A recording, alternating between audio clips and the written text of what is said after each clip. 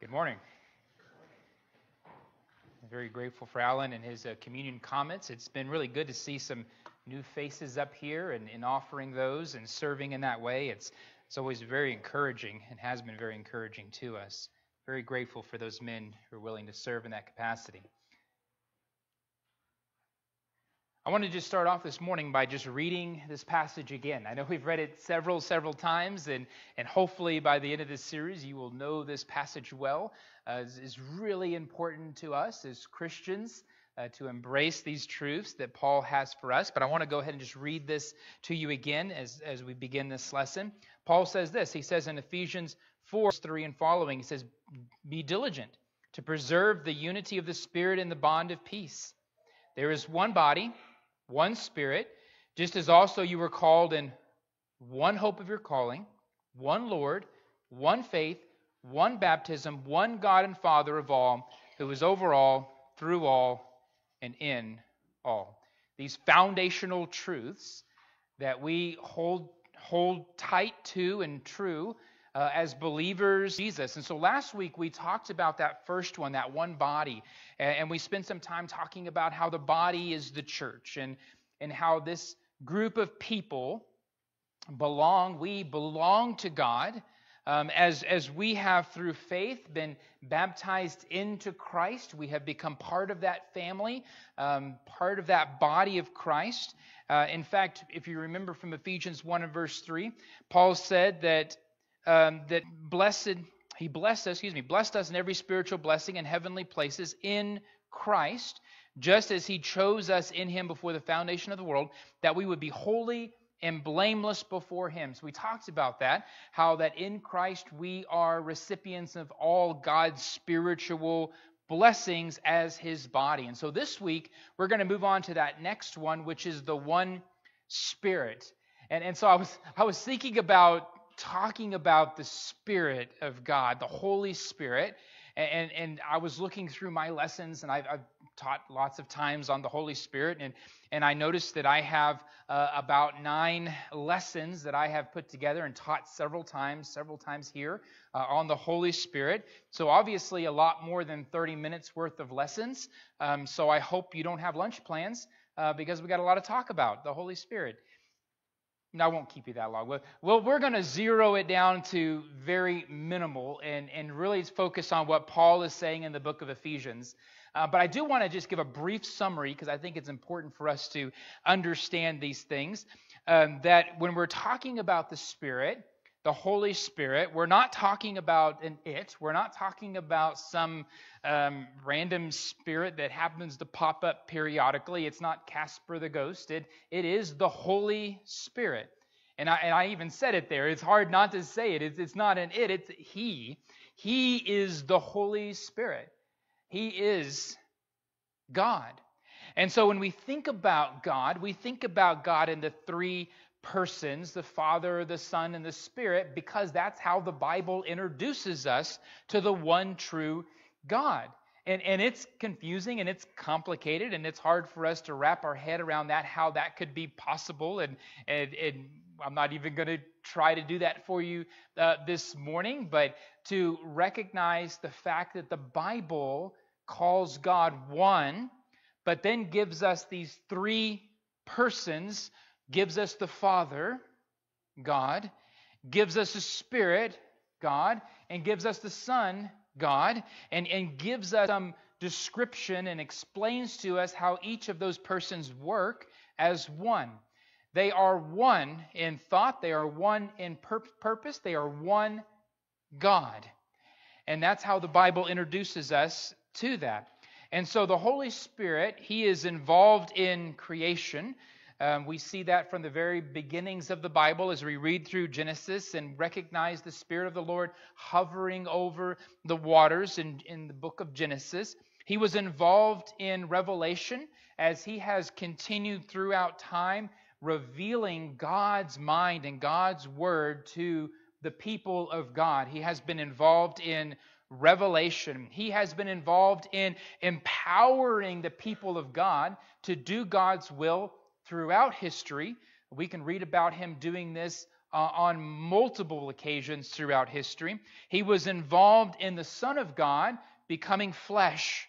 The Holy Spirit was involved in that incarnation of Christ.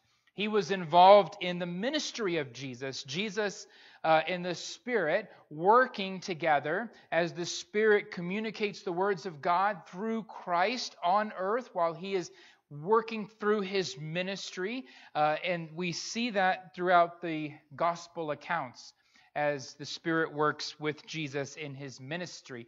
But the Spirit was also involved in the resurrection of Jesus and bringing Him back from the dead.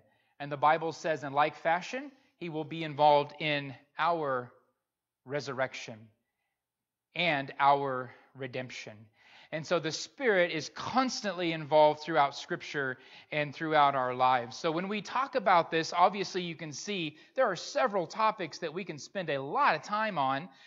What I would like to do is just see what Paul has to say as he has introduced us to who we are in Christ Jesus as the body of Christ in the book of Ephesians.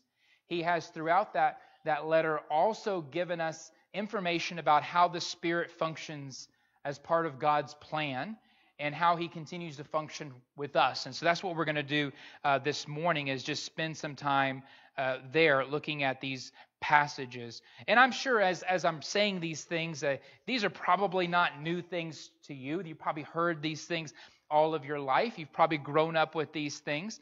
But they're important things to be reminded of. That when we talk about our relationship to God, that it's not just about me. It's not just about you and your ability to do good or do right. It's not just about you somehow finding your way to heaven. It's about God using all of the resources He has at His disposal, including Himself, including the Spirit, to bring about the goal of our redemption. And we recognize the Spirit's work with us as God's people. It helps us to be strengthened and encouraged to know that we're not alone. God has not left us alone to say, okay, here, forgiveness of sins, now good luck with the rest of it. God has not left us alone, but is with us, indwells us, empowers us so that we may be ultimately His people. Let's start here in chapter 1, verse 13. Let's read these passages. We've read these passages several times. We're going to read them again together. It says, "You also, after listening to the word of truth, the gospel of your salvation, having also believed, you were sealed," he says, "in Him with the Holy Spirit of promise, who is given as a pledge of our inheritance with the view of the redemption of God's own possession to the praise of His glory." So Paul talks about the Spirit having been given to those who have heard and believed. In other words, they've we think about it from the perspective they've repented, they've believed, they repented, they've been baptized, they received the gift of the Holy Spirit, and now that Spirit, He acts as a seal.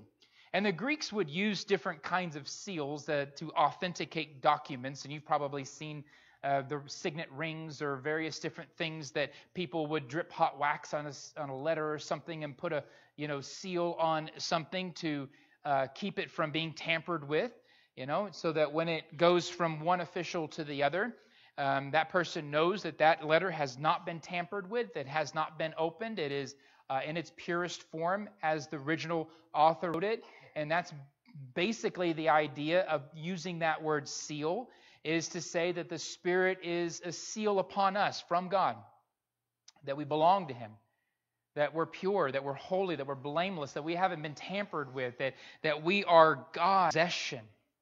And the passage I mentioned earlier, and I think this is good to bring up again, is in Acts chapter 2 and verse 38, where Peter says, "Repent, and each of you be baptized in the name of Jesus Christ for the forgiveness of your sins, and you will receive the gift of the Spirit," the gift of the Holy Spirit.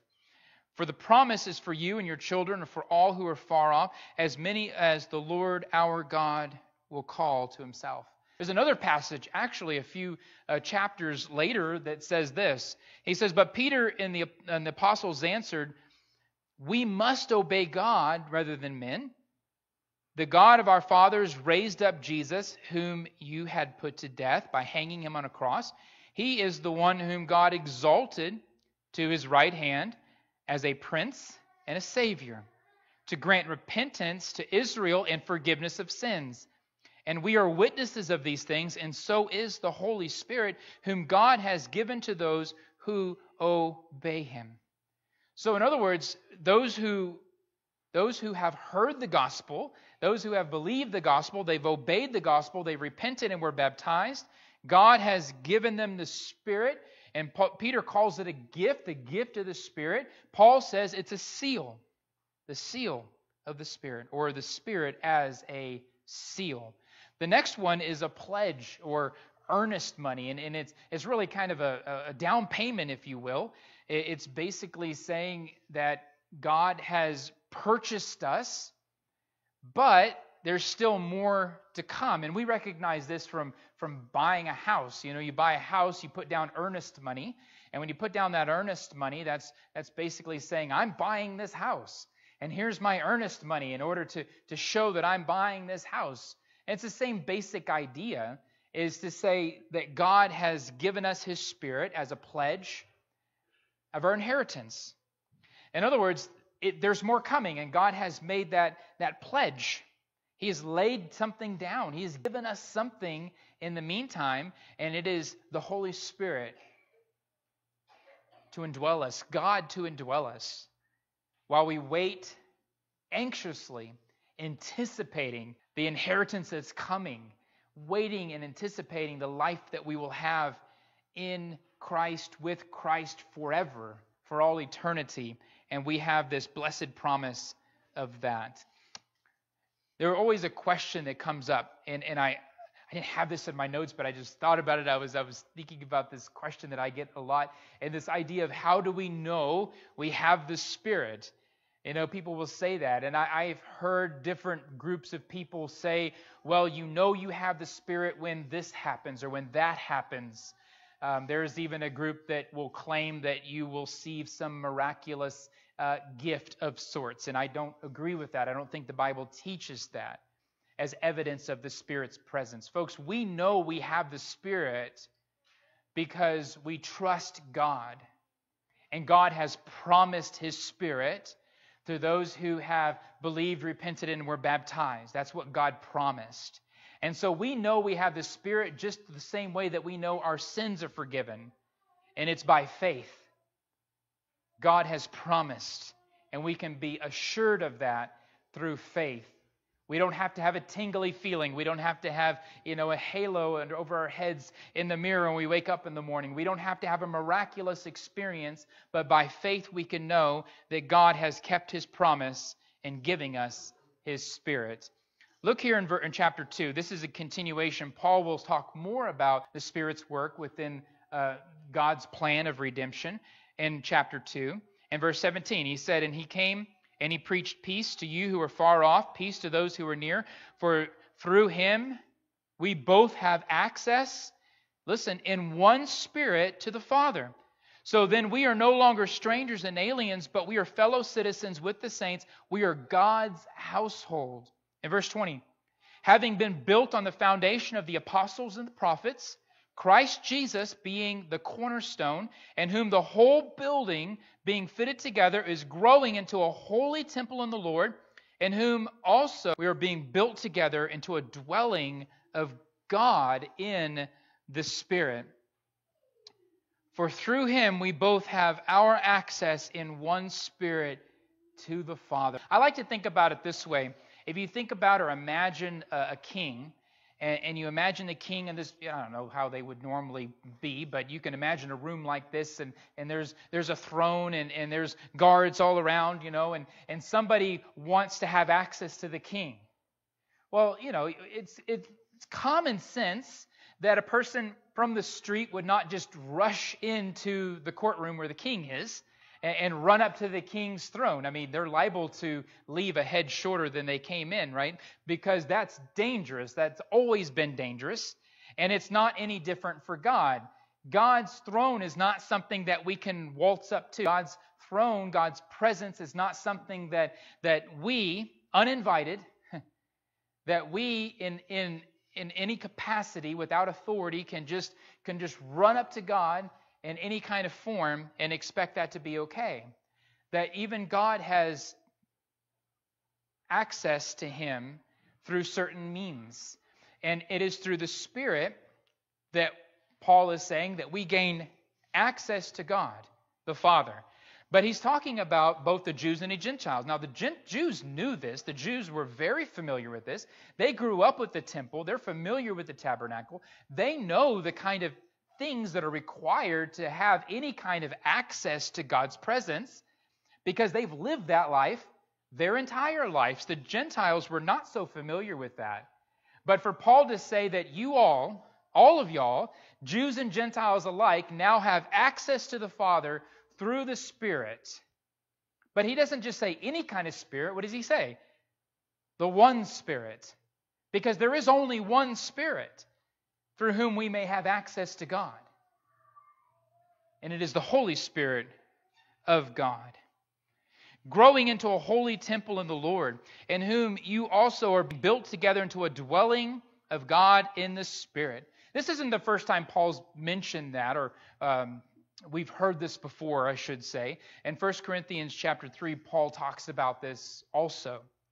And it's really a powerful part of our relationship to each other, but also to God. It's a powerful part of being a Christian, of being a follower of Jesus. In fact, he says, 1 Corinthians 3 and verse 16, he says, "Do you not know," Paul says, "that you are a temple of God, and that the Spirit of God dwells in you? If any man destroys the temple of God, God will destroy him, for the temple of God is holy," and that's what you are. Now, once again, that old covenant imagery comes to mind as we envision the temple, and we may recognize that in a place, in a room within that dwelling, there is the Holy of Holies, where God's presence would come and dwell with God's people so that they may have access to God through a mediator, through the priests in which God has inaugurated, in which God has established a priesthood, that the Israelites would have access in worship and sacrifice to God through that means, through that temple in which God has made holy, it's pure, in which God dwelt with his people. And if you're thinking about it from that imagery and the limited access that those people had to God, and then what Paul is saying here is basically, don't you know that you are now the temple of God? And that the Spirit of God, in other words, doesn't dwell in a building, doesn't dwell in a special room, but dwells in you. And because of that, we are holy. And we are to treat each other as holy. We are to treat this assembly as holy. We are to live holy because God dwells in us. We are a temple of God. He'll talk later in chapter 6, and we won't go there, but he talks about both individuals and collectively, we are the temple of God in which God's Spirit dwells. There's another passage that Peter writes in 1 Peter chapter 2 and verse 5. He says, "You also, as living stones, are being built up as a spiritual house for a holy priesthood, to offer up spiritual sacrifices acceptable to God through Jesus Christ." That's who we are. We're a spiritual house, a spiritual holy priesthood, the temple of God, that God's presence is here in us through the Spirit, in the Spirit, as the Spirit dwells in us.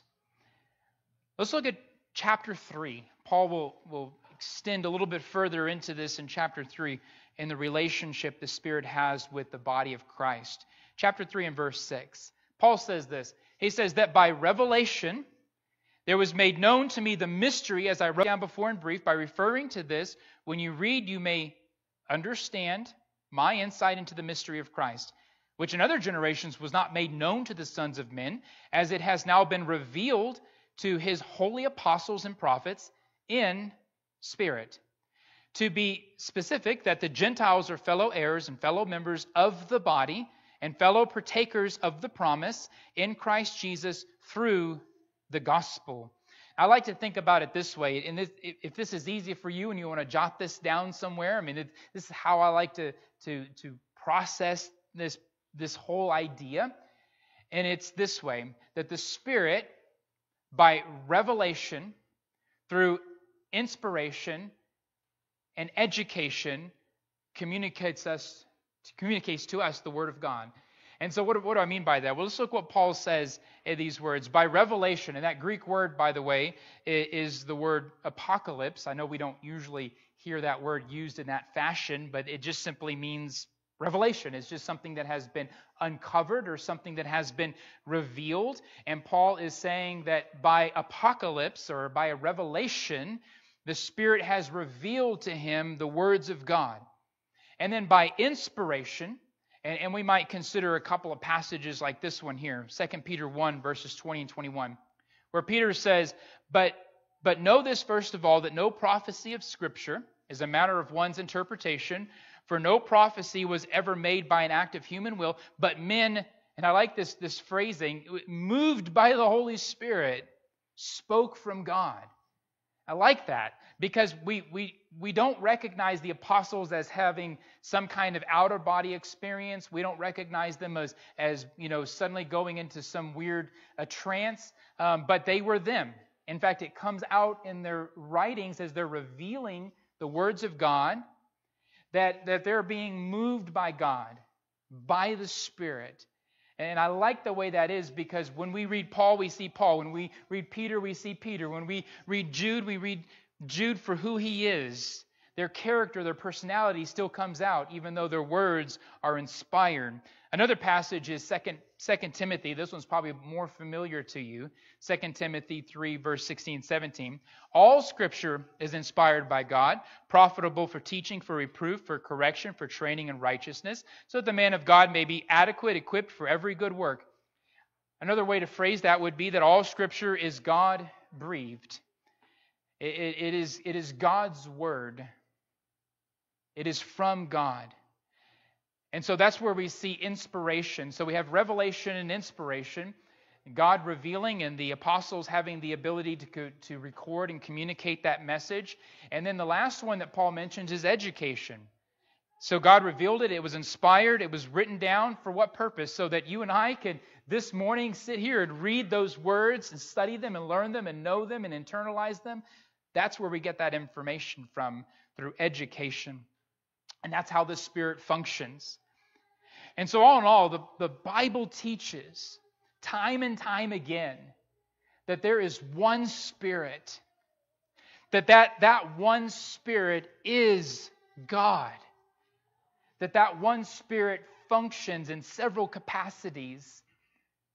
He functioned within creation. He has functioned within revelation. He has also been powerfully part of God's redemptive plan, working through and with Jesus to bring about redemption, salvation. And He is involved in the redeeming of us. He will be involved in our resurrection, but in the meantime, He acts as this gift, as a seal, as a pledge of our inheritance, as He indwells the members of the body of Christ. And when we think about that, there's always another question that comes up. Well, how could one deity, indwell all these people? I mean, how could there be one, but He's within all the people that belong to Jesus? Well, let me explain that to you. I have no idea. I don't have a clue how that works. I just know that He is God, and God is omnipresent, and I trust that the Word of God teaches that. I trust that it's true, and maybe someday God will reveal that to us when we are fully redeemed with Him in the resurrection. And maybe we'll understand it then, but for now, I don't truly understand that. But by faith, I believe it. We receive him as a gift from God the Father when we hear the gospel. By the way, how do we know the gospel? How do we hear the gospel? We hear it from the Spirit. It is the words of Christ. It is the words of God. It is word that comes through the inspiration, the apostles, the prophets. It is from the Spirit. And then having heard the gospel, we believe it. We believe it, we obey it, we repent, we are baptized into Christ, in which case we are recipients of all the spiritual blessings that are found in Jesus. And God gifts us at that moment the Holy Spirit of God as a seal, as a pledge of our inheritance. And he continues to work with us, empowering us, encouraging us in ways that really we don't quite understand. But we know he's present. We know he works through his word. And as we continue to be educated by the Spirit's word, we continue to be changed and transformed into the people that God has called us to be, and that we know that God is with us always as we continue to strive to be faithful in him. That's what we know. There is one Spirit. If anybody here this morning, maybe you have something in your life that you need prayers for. We're here for you. That's what we do. We pray through the Spirit. We pray because of the Spirit. We have this avenue of prayer. We're grateful to God for that. If you need prayers, this is an opportunity for us to pray for you. Maybe you have not received the Spirit of God. Maybe you have not, through faith, been baptized into Christ and been a recipient of God's Spirit. Whatever your needs may be this morning, if you would come forward as we stand and as we sing.